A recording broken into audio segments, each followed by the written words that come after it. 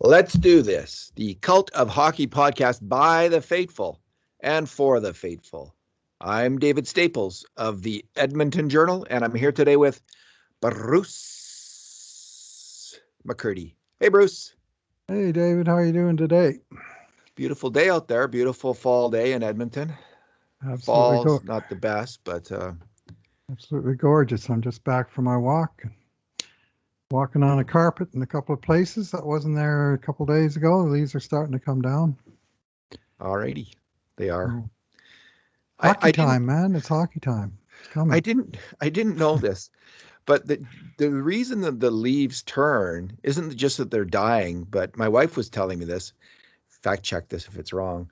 The plant, to survive the winter, sucks in the chloroform from the leaves to help it get energy. And that's why they turn from green to yellow and brown. Really?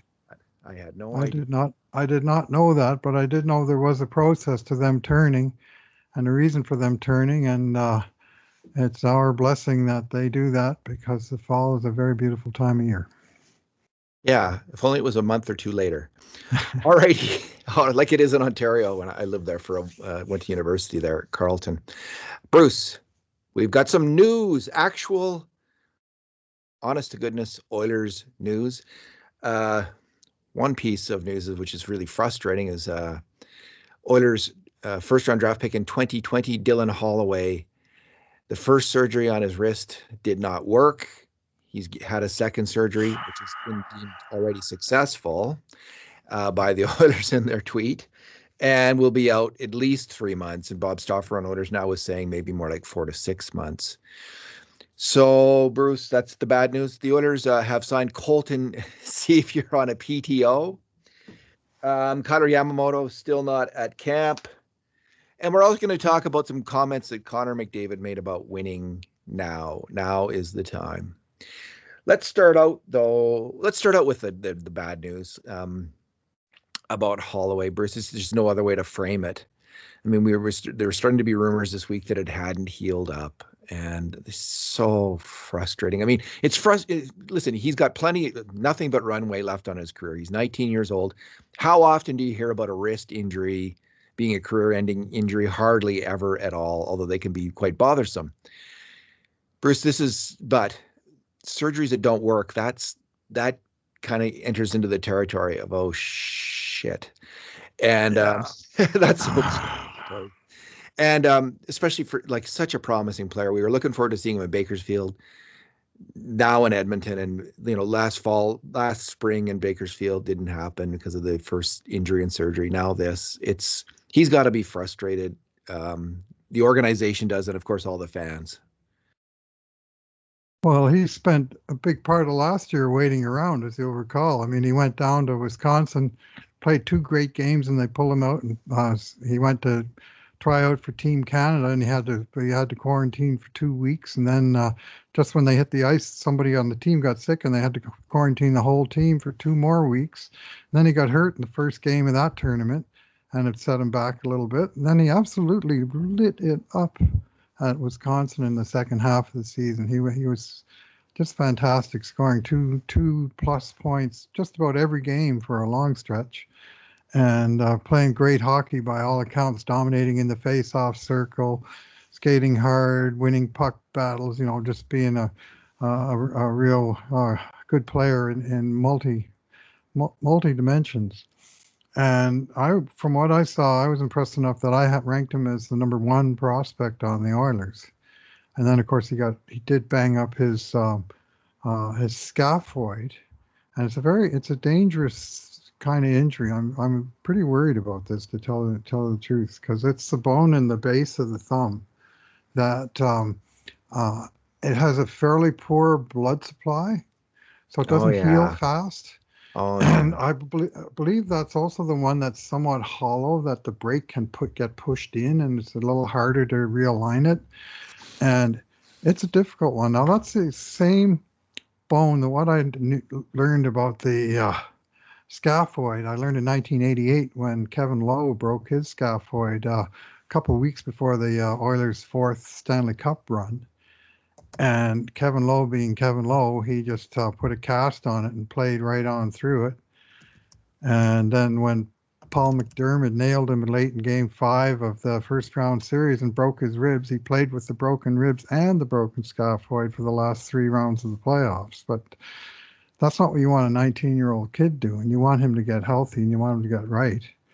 But the frustrating fact is he's waited 6 months to get to this point, and now we're talking about potentially another 4 to 6 months. I mean, the whole season essentially.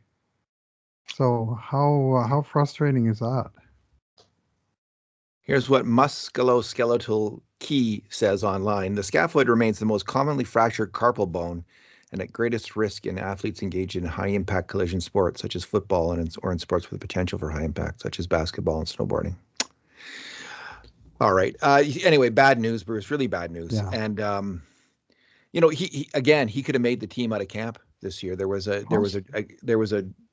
if they had loved him, and I think they were going to love him, he could have made the team. Now, that opens the door for some other players, and Tyler Benson, Cooper Marody, Kyle Turris, Devin Shore, Brendan Perlini. They're all competing for 1 or 2 spots, depending if Kailer Yamamoto comes to camp.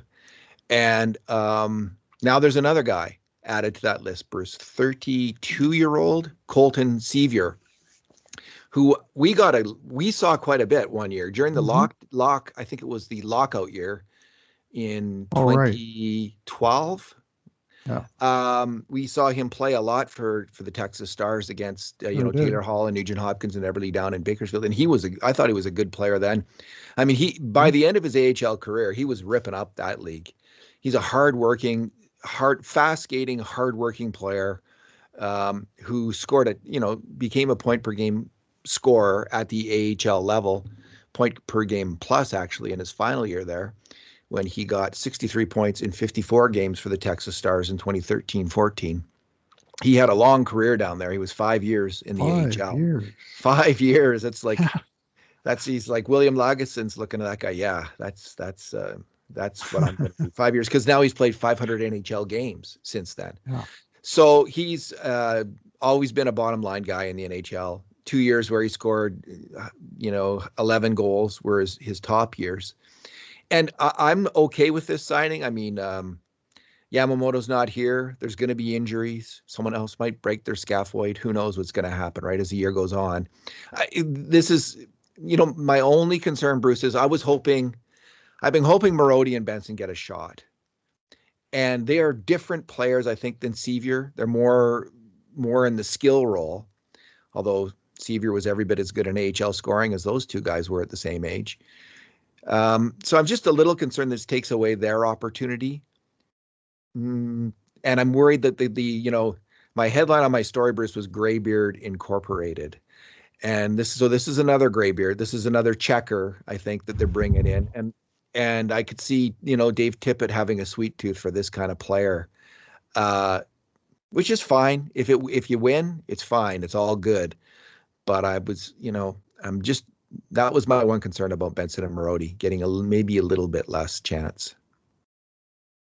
Yeah, this guy's got quite the career. He came up through Major Junior, and he played parts of 5 years in Major Junior, 4 full years of 70-ish games a year. And as you point out, 5 full years in the AHL, 5 years, and he played like 70 games. He played just under 350 games in the AHL, and then he finally elevated himself to the NHL, and he's got another 500 pro games under his belt. So I mean, the guy is a survivor, if nothing else. I mean, you got to be fairly impressed by that staying power. So I mean, here he's went after a fairly, looks like a very borderline year in Pittsburgh last year. He went deep into the summer without having a contract, but I guess he got a deal. It wasn't a PTO. It's a contract. I'm just catching up here. Oh no, it's a PTO. It's a PTO. Signed to a PTO. Okay, Did I say okay, thank you. Signed to a PTO. No, I heard signed, and I assumed. Okay, so he's a PTO. That's you got to better sign yet. that. I think. But That's yeah, better, yeah. it's not a signed contract. No, it's not. Yeah, Bruce, I agree with that. And Mhm. the other player, of course, competing for that job, one or two jobs, is Kyle Turris. Mhm. So there's one more guy there. Yeah. Do you think it will limit Benson or Marodi's opportunity at all? Not really. I mean, I guess if the guy hit it out of the park, it can't. But I mean, really, how can he? I mean, you look at his track record, you know what you're getting. And, and last year, I mean, he's been a 12 to 14 minute a night player all these years. But last year he was down in Pittsburgh 9 minutes and 35 seconds, average ice time. So he didn't really grab a role there by the looks of it. It's very much fourth line, and he played 46 games. So I don't know if he was injured or if he just was a coach's decision, but I'd guess the latter. Like, he's at that point where he's hanging on. So Josh Yoshi of The Athletic gave a Pittsburgh Penguins report card and gave him a C+ for the year. Okay. And here's what he said. Quote, "Consummate professional. There's no flash to his game, but if he needs to play in the playoffs, he can be trusted. There's something to be said for that." Unquote. So this has me thinking this is a Dave Tippett special, like Yeah. just the kind of player they need. But you know what, Bruce? This is still COVID's still around. Apparently not everyone in the Oilers is vaccinated. They may need a checking winger before this thing's all over. They may need more players. So, I'm good with the idea. Bring this guy in. You don't know what's going to happen. He's on a PTO, nothing to lose. The other question is, Bruce, why not bring in Alex Chiasson on a PTO? Well, I was going to say, instead of this guy, Chiasson's younger. It's hard to imagine that he's not a better player. Yeah. Alex Chiasson. I remember Sceviour as a faster skater, though. I could be incorrect about that, but my memory of Sceviour is he's got some wheels. So maybe they wanted to get faster. I don't know, but why not? Chiasson is just such a solid defensive hockey player at even strength, and a power play, absolute power play specialist. I'm surprised that no NHL team has brought Chiasson in yet. So if you need a power play guy, bring him. Yeah, I was thinking of this earlier, that this is more or less technically saying goodbye to Alex Chiasson, because the guy plays the same position and everything. Yeah. So both spent time in Dallas. Anyway, he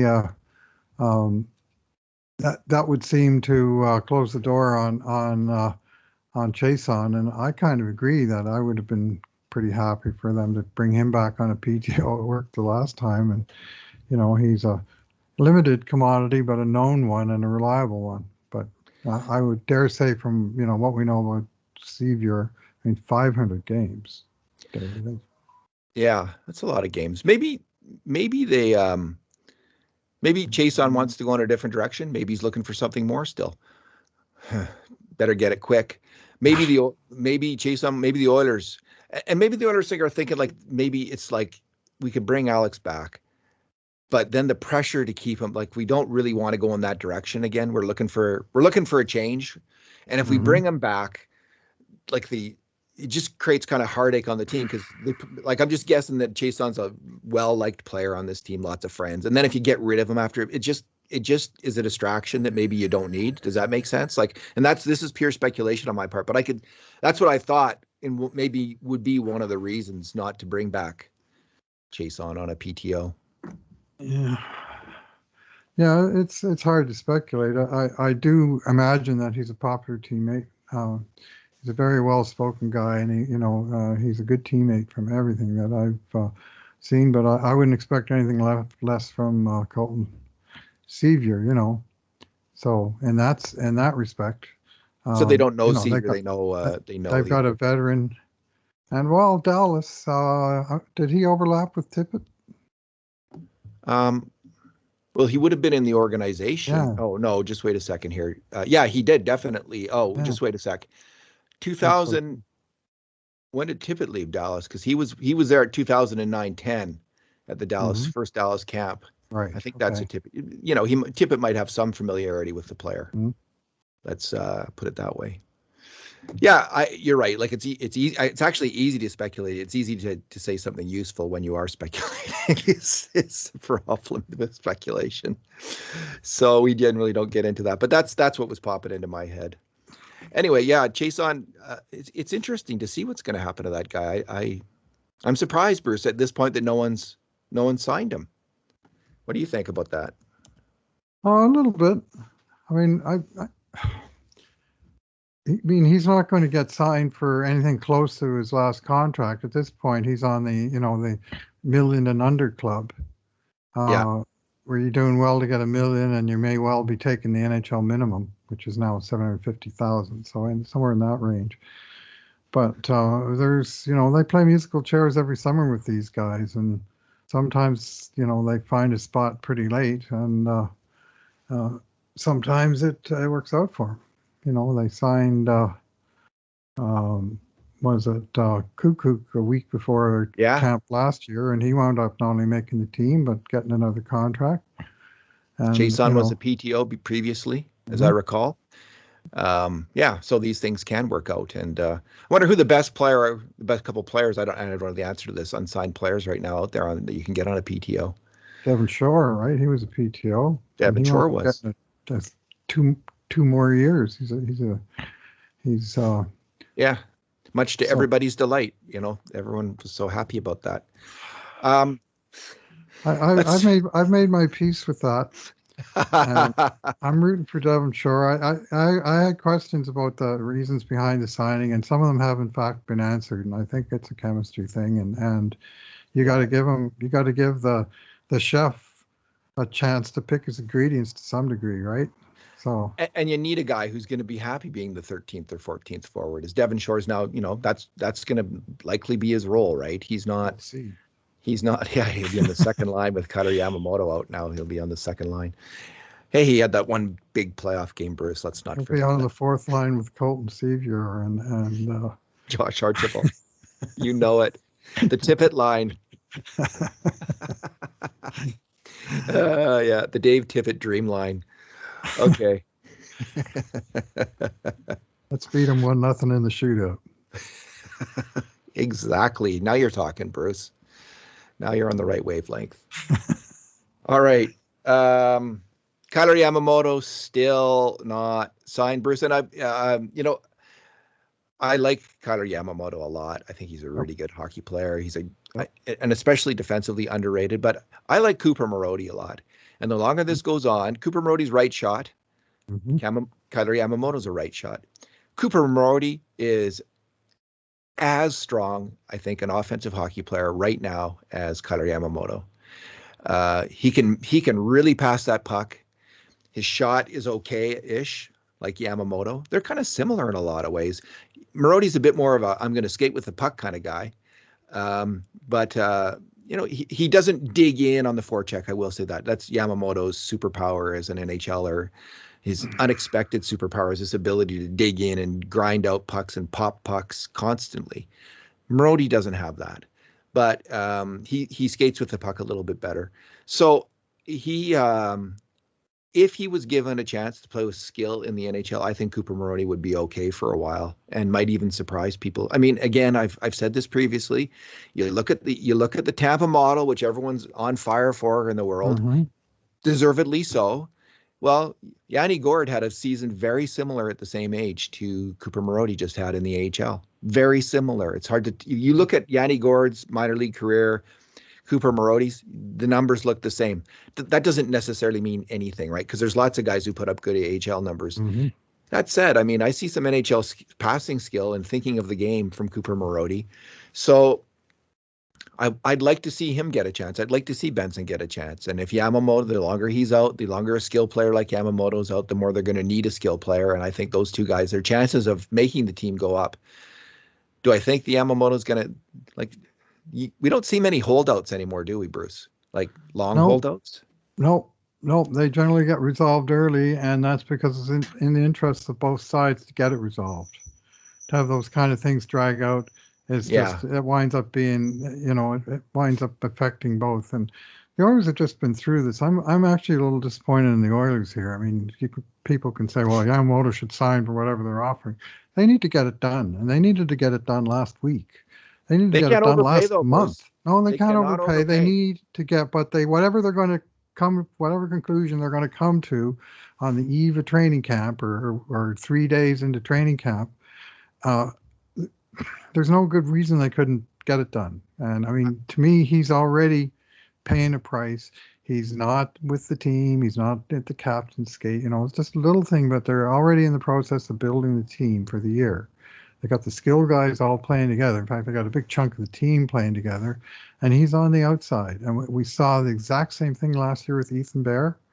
And how did that wind up? Well, he eventually signed just before camp, but then he came to camp late. He had, there was holdups, and then there was questions about his conditioning that came up later that I don't know what to believe there. Well, but he didn't play well for the first 10 games. He had a difficult start, and then he got beamed by a puck, and a lot of things went sideways. And he's gone from being a promising second-year NHLer to off the team. And so why repeat that process that did not end well with Ethan Bear, with another young, developing, encouraging young player that they're trying to grow from within their organization? Well, why you repeat that process or why you go down this road with Yamamoto, it's a salary cap league, and the Oilers' money's tight. And I on this one, I fully support the team. And I understand, like, I agree. This is setting the Oilers back and it's setting Yamamoto back. But I think the Oilers are more set back if they give into a salary demand, which doesn't fit into their cap structure. Bruce, this is a team which has spent a lot of money on a very few players. They're going to have trouble signing players going forward. They got a lot of young players coming up, a lot of competition. I say, you don't want to be here. You can't agree to the money that we're giving. We're going to go with someone else for now and see how that rolls. Like honestly, I like Yamamoto a lot, but I think that you have to, at some point, you got to be hard-headed. And a player, if he wants to be here, I don't see Ken Holland being like, Glenn Sather in 1983 with, sharpening his pencil on your skull. In terms of contract negotiations, he's a pretty reasonable guy. He tends to overpay. So if he's this is a moment, I think, where you draw the line and you tell the player, all right, here's the number. This is the number. And if you don't want it, okay, we're going to go with some other guys for now. When you decide you want that number, you come and sign.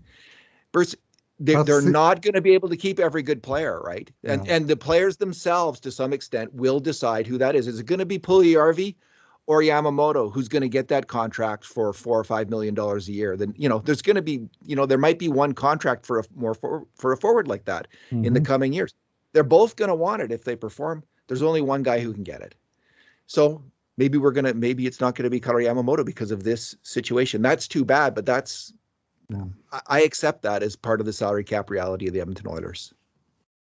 Well, where was this hard-headed negotiating tactic when Holland was talking to Stan Bowman about the salary cap obligations to Duncan Keith? You want cap space? That was his chance to negotiate some, and he let it get away.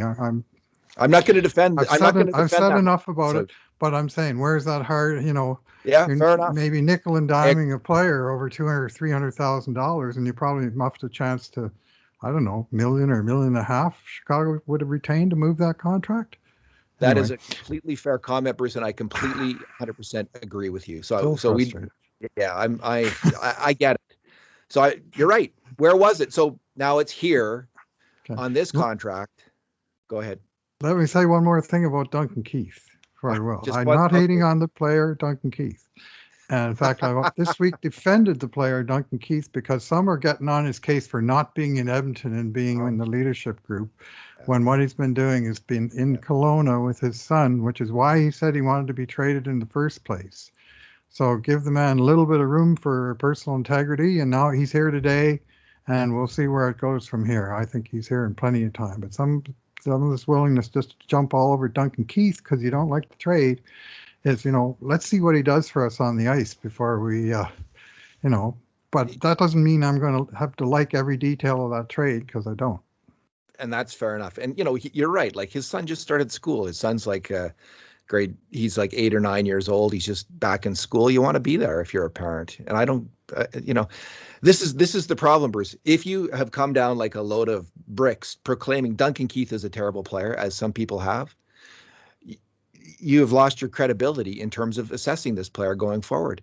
You've dug such a deep hole in terms of your propensity for confirmation bias from this moment on, that whatever you say, unless you say I've changed my mind and I actually think he's a good player, then that will have some weight. But if you just continue to see him bad and say he's terrible, I'm not going to pay attention. He will be terrible, but I mean, let's judge that on what he does. Exactly. Let's watch the player with our own eyes and see what he does for the Edmonton Oilers, rather than make him carry the fact that you didn't like Ken Holland, that not you personally, that someone didn't like Ken Holland grinding him down on the trade. And I know you won't do that. And we actually have a process to try to help us not do that, to review the game, watch the scoring chances, see who's involved, not involved in these key plays, and try to have that help us assess the players in a more fair and accurate manner. So we're building that in too. But if the problem is, like, if you're convinced he's a terrible hockey player, even doing that process, you might be, your bias might overtake your judgment of the player. So yeah, I'm not a big fan of that kind of mode of, there's nothing good about this guy because I didn't like the trade or I don't like the contract. And we see that, I think we see it often. Yeah. Oh, yeah. Well, players get judged against their contracts and their cap hits all the time, and as they should be to a certain degree. Yeah, but not the performance. You're judging the team against them, but that's the GM's build, right? And judge the GM, and that's fair. Yeah. And that's what you've been doing. You've been judging Ken Holland, and I think that's fair. And listen, I was not happy with that Duncan Keith thing in the moment at that time. I hated it, the fact that he couldn't grind him down another million or two. Like, I don't get Koskinen or anything, Yeah, I mean, it's just clear now. It's clear now that Ken Holland, I think, he loved the player, and he thinks so highly of that player, he was willing to pay that price. I hope Ken Holland is right. I don't know. I can't say I didn't see that player. But well, I'm rooting for Duncan Keith. He's an Oiler, and I root for the Oilers. So I don't like this destructive stuff of rooting against them because of what the GM did.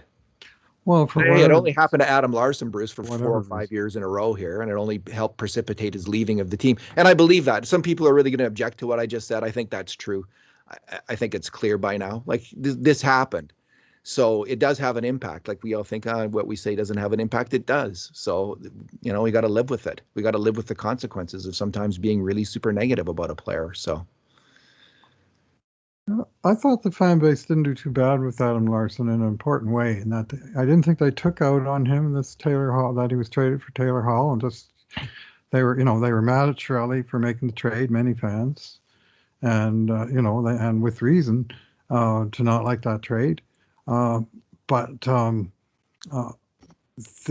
remember getting on this same hobby horse when Adam Larson was coming, saying, "Don't judge Adam Larson based on the trade you didn't like.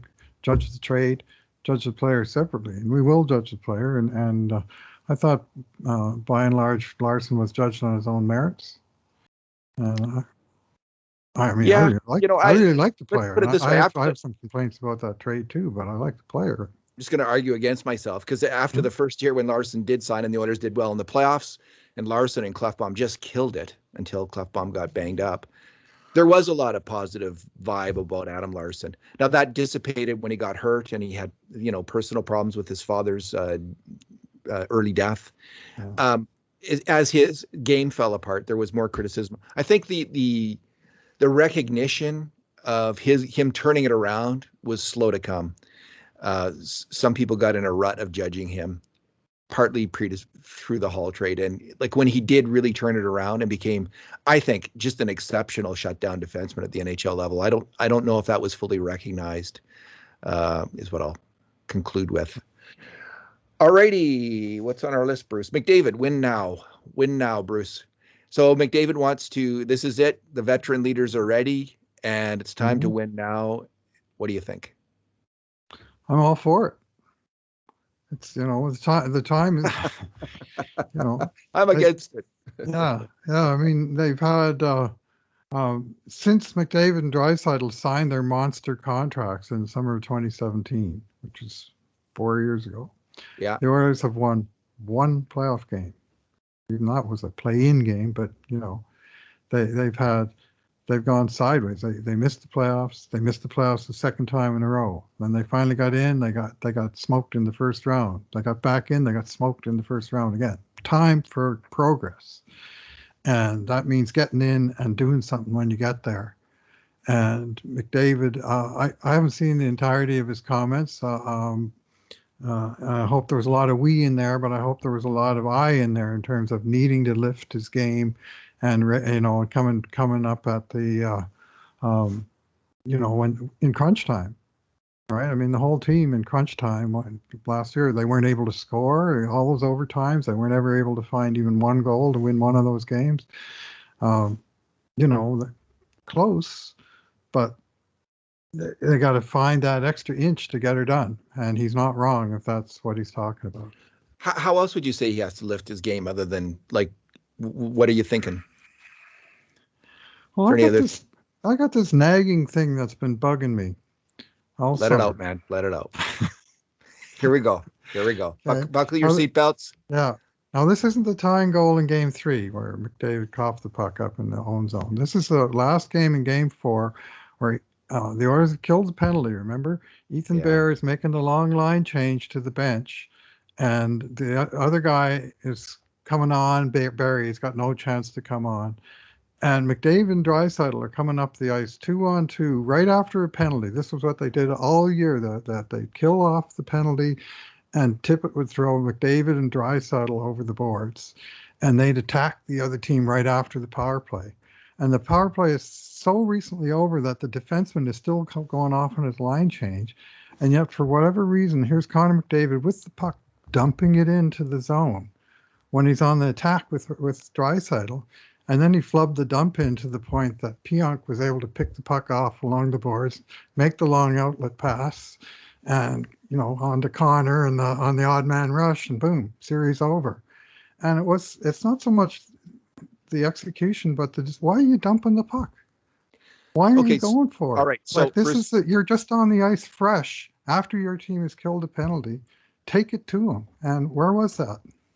Okay, are we talking here just one mistake? Or are you saying that's something indicative? Is it indicative? Well, that particular mistake, and then there was the one on the tying goal in the game before where they blew the lead in the third period. But both times McDavid had full possession of the puck and he coughed it up.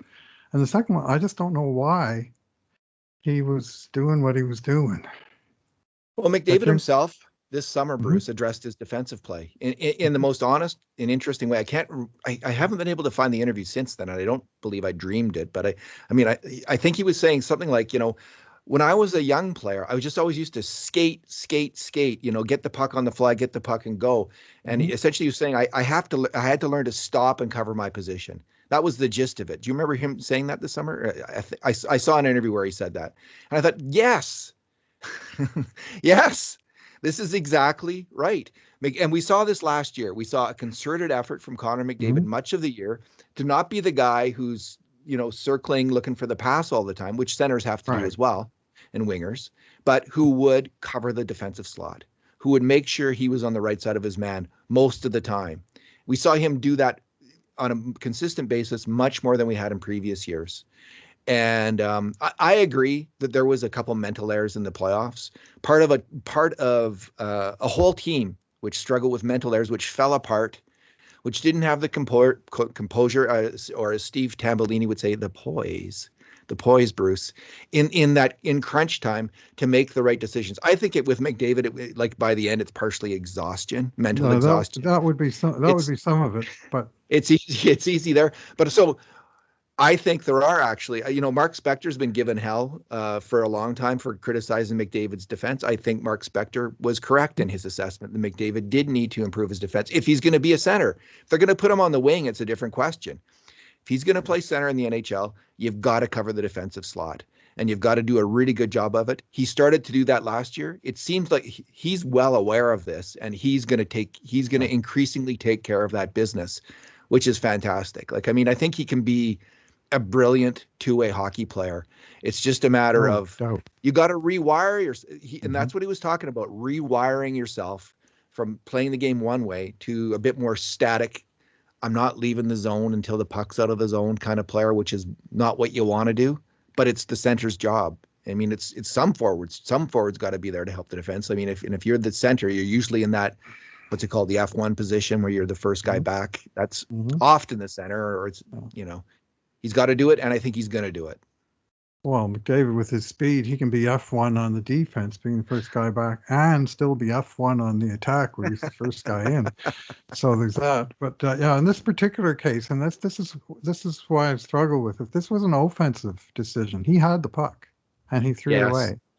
And on the attack, early in a period where it's going to be as fresh as he was going to be, and so was the fresh ice. It was 4 minutes into third overtime, wasn't it? That Winnipeg scored. Anyway, that it's just been niggling on me. Like that. What an awful way to end the season. Like, he was the last Oiler to touch the puck. You don't think this is the thing? I'm sure he knows that and remembers that. Yeah, if it's eating you, Bruce, I bet you it's eating him. Yeah, no, I'm sure, and I've been reluctant to bring it up, but it has been niggling, and it's it's all there on the tape. Yeah, And I will say this: Neil Pionk made an absolutely fantastic pass on that play. Yeah, what a great touch. Yeah. They got the little tiny hole, and they capitalized on it. On defense, he's got to be F1. On offense, he will be AF1, Air Force One, or the other expression, AF. Fast AF. Yeah, fast AF1. Yeah. So Bruce, the win now thing. Okay, they're the all-in argument. So we started to hear that we're good. They got to win now. They're all in. We started to hear that argument after the Oilers signed Nugent Hopkins to this massive contract, which is, when you look at hockey actuarial tables, it's an iffy contract. 4, 5, 6, 7, 8 years into it, probably a pretty good contract for the next few years. Starts to get a little bit iffy as you go along. Then they sign Hyman to an almost exactly the same contract. So this is another moment where the Oilers have decided to trade the future for the present. Now this time, I hope it works. Honestly, obviously, I think it's probably gonna work. I think it's the right move, and I'm more sure this time that it's the right move in the short term, which I think is really important than the last time. So the last time these two things happened, it's happened all through McDavid's career. As soon as they drafted the guy, Bruce, and I call this the McDavid effect. And it's this huge pressure when you bring in a superstar player like that, especially in the modern age, especially when there was all this hoopla about winning the contract in McDavid's ELC. Remember all that talk? Like, you got to win. If Chiarelli doesn't win the cup in McDavid's ELC, he's a failure as a GM. All kinds of fans were saying that all the time. You and I may have said it too. I may have said it. I don't know. I can't remember if I said it. It was a commonly thing. And so what did we see? We saw a trade for Griffin Reinhardt.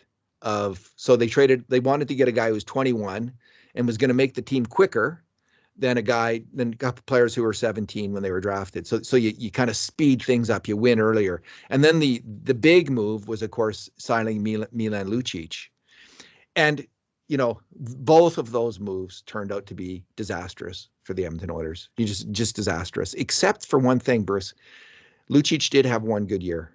And so did it helped the Oilers. The team did. It helped the Oilers break out of the decade of darkness. And we forget all these things. Like, they were in the decade of darkness still. And there was huge pressure to get McDavid to sign, to win in Edmonton, so McDavid would sign another contract, a long-term contract. There was immense pressure about that, not just a small amount. So Chiarelli trying to speed things up, what GM wouldn't have done that? Who wouldn't have felt that pressure, and who wouldn't have gone for it in a similar fashion? Now, they might have made different moves, and this is where we can quibble, but the whole idea, and not just quibble, but out and out fight, but the whole idea of winning now, the McDavid effect has been in place since McDavid got here. It had an impact then. Bruce, it continued. We saw it again last year. We saw it with Tyson Barrie coming in. So instead of going with Evan Bouchard and maybe taking a few bumps and losses with a younger D-man who had shown in the AHL he was ready for the NHL, but was probably not going to be a star in that first year. And who knows what was going to happen? You just never know, do you? But so they bring in Tyson Barrie, the veteran. Mhm. And in the end, he has a good year, but it works out that he postpones, delays Bouchard's development. So this is another example of the McDavid effect, which is win now, win now. The pressure is always huge to win now, and it has an impact. Now, and maybe 3 years from now, we'll be saying, oh man, was that ever a mistake? Like signing these two Oh. late 20s guys, and one's got a bad knee and the other's game's dropped off completely. We could be saying that. Mhm. Well, you bring up a couple of interesting points there. One is 2017, after that run, that little run into the Game 7 of the division finals. That was the summer where they signed McDavid and Draisaitl right Yeah. after, because the team was on that success. So they got those 8 years from those two guys. But now 4 of those 8 years are gone. Well, 3 in the case of McDavid, whose contract was a year later to kick in. But, 4 years later, where are we? And one place we are 4 years later is that Connor McDavid, who's now a 6-year, entering his 7th year in the NHL, is still one of the very youngest players on the team. Wow. Like he's still just 24 years old, and there's only a handful of guys on the team that are younger than him. And I mean, they moved on from a few of them last summer when they moved out Bear and Jones, for example. And Yamamoto is kind of in limbo at this moment. And we've got Puljujarvi, and give me the Evan Bouchard. Give me the long list of other guys. Yeah. Well, that are there's younger lots of than McDavid. Well, one of the things at play here, though, is the prospects tend to stay on the farm a little longer here, so they're not on the big team. Bouchard would have been on the team in the decade of darkness when he was 19, and he would have stayed. Who knows if one of the forwards might have somehow burst onto the scene and been given a boost earlier on. You just never know. But there's one thing I will say about after when they signed those long-term contracts, and there was two more bad years, is Sekera, they lost 2 number 1 defensemen in a row, Yep. Sekera and Clefbaum. Both when Sekera came back, his performance was obviously drastically altered. And Clefbaum's play, I think, after the 2017 playoffs, we never saw the same Oscar Clefbaum again after those playoffs. He was sometimes okay or sometimes good, but he just was never like he was trending as a real good number 1 D man in the NHL, and he got hurt there, aggravated an older injury with his shoulder, and now we are where we are with that player. So a couple big ugly things. Bruce, Ron McLean, this is McDavid's 7th year. Mario Lemieux won the cup in his 7th year. When you look at superstars in the NHL, Lemieux's about like this level of superstar. It's about as long as we've gone with a real superstar. The 7th year, Lemieux that's kind of the outside edge for winning the cup. Usually they do it first, second, third, fourth, 5th year. Ron McLean of Hockey Night in Canada, after the Oilers drafted McDavid, said he thought they were going to do it in 3 or 4 years, the Oilers win a cup. And if you give him a couple of drinks, he'd say 2 years. So there is all of this. This is, again, the McDavid effect, all of this pressure, all of this expectation. And we're at it again. But 7 years, like, this is why I say this winning now, I accept it. I don't like long-term contracts any more than anyone else who looks at hockey actuarial tables and understands how few players play well at ages 32, 33, 34. Everyone, lots of people know that now, and they get that, and they know these are probably going to be bad contracts down the road. But I get it. I get the need to do this, and I approve of it. I'm glad they did it at this point. I think it was the right move. You? Well, getting the 2 $5 million wingers. Yeah. I mean, the left wing and top 6 needed a top up, and keeping Nugent Hopkins around, and then bringing on Hyman. Like he's going to take basically Cahoon's spot in the top 6. Cahoon played most of the games last year in the top 6, and who's playing where with who, they'll mix and match that a little bit. But I don't think left wing is going to be a weakness on the first, second, or third lines this year, like it has been in other recent years, where they had one left winger who was actually a center, either Nugent Hopkins or Draisaitl, playing left wing.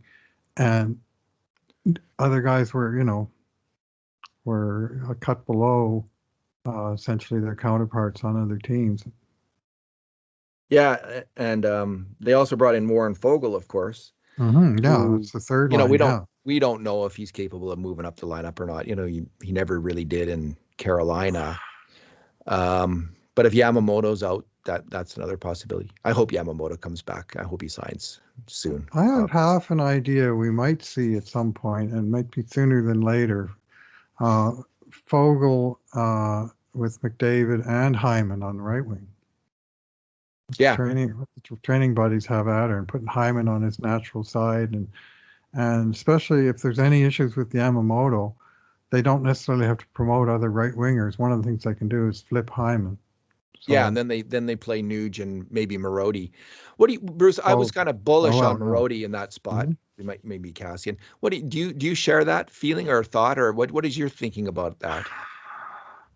I like the player. I'm not sure the team does. Like, hey, yeah, I know. I agree.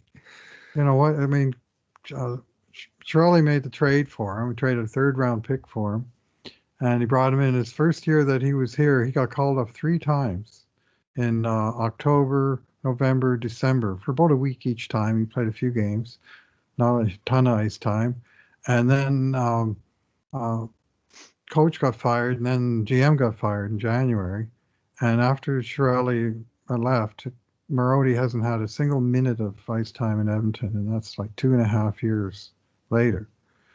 And most of that time, at least, he had one injury plagued, I think is fair to say, year, his second year in the organization, but he never got called up at the end of that first year, and even when the season was essentially down the drain. And then last year, of course, never got a sniff, never got made the taxi squad, and never seemed to really be in the thinking of the org. And you'd like to think he, with the new contract and with no more waiver exemption, that they're going to have to come to a decision that they will at least look at him and give him a decent, fair shot at training camp. And it's honest to me, is on the organization to do that. They've invested a lot of time and a nice draft pick in this player. Let's give the guy a shot of some description. You just never hear his name really, like when the Oilers, like when the insider media people are talking about the Oilers, you hear about Benson. You just really do not hear about Cooper Marody. He didn't, from what I saw, he didn't particularly shine in the playoffs last year for Bakersfield. But I liked him in his brief. He played 5-6 games for the Oilers previously. I liked how he played. He's really good with the puck. He's really puck. Marody, Draisaitl, and Nuge.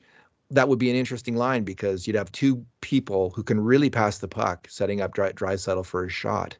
One of the things we saw last year was Draisaitl's even strength goal scoring was down, and I think he really missed Nuge passing him the puck. That elite passer. So get 2 of them on there and set the big man up for the executioner's shot. That wicked one-timer that Draisaitl unleashes at the goalie like he was going to hack the goalie's head off with the puck or his stick. Anyway, I'm kind of curious about seeing that, so that alleviates some of the angst that I have about the Yamamoto contract. Although I agree, like I'd love to see it done as well, Bruce. I get your sentiment on that, but I do think I understand the need to play it tough too. You got to be growing your team from within to some extent. Yes. You got to, and if even now a first-round draft pick in Yamamoto, well, he's not a top 10 draft pick like all those other guys, but he's still a successful first-round draft pick who's got a lot of game and plays 200 feet, and he's 22 years old. I mean, sure, he struggled at the end of last year, and you're going to get him cheap because of that. But anyway, whatever you're going to talk, you're going to have with his camp, have the talk. Like I heard today that the Oilers, Holland had talked to his agent for the first time in ages today. Yeah. Why is that? Well, it would be because they're so far apart. They just need to let it sit for a while and See who makes the first. They're playing chicken. Who's going to make the first phone call? I don't know what they're.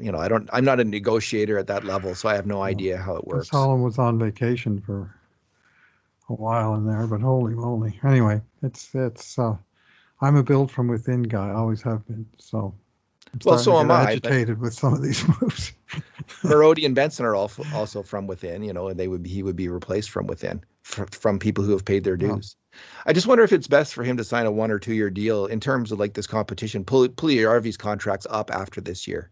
So let's say that Jesse Puljujärvi improves on his play last year and scores like 20 to 25 goals and maybe 50 points this year, which would put him in line for, that kind of contract that we saw for Drake Batherson and who was the other dude that got the big money? It's not popping in Philly. Yeah. We'll get it in a second. Yep. Guys like us will get it in a second, won't we? And we'll cheat if we have to. So is it better for Yamamoto and Puljujärvi essentially to go head to head this season for that contract? Or is it better for Yamamoto to sign for 2 years, for instance, and see what happens with Puljujärvi, I guess? And if they can afford to, then yeah. But the second year is going to cost way more than the first year for the team.